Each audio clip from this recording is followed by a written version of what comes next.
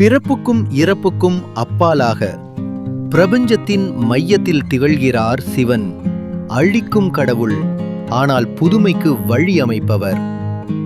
ஒரு நாள் பிரம்மா மற்றும் விஷ்ணு யார் சிறந்தவர் என்று வாதாடினார்கள். அப்போது ஒரு அந்தமில்லாத ஒளித்தூண் தோன்றியது.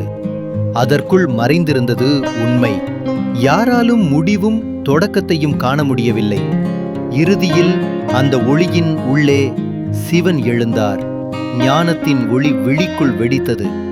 3 கண்கள் காலத்தை நோக்குகின்றன. கடந்தது, நிகழ்காலம், எதிர்காலம்.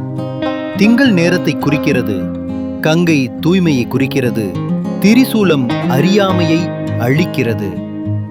சிவன் தனது தாண்டவ நடனத்தை அழிக்கிறார்.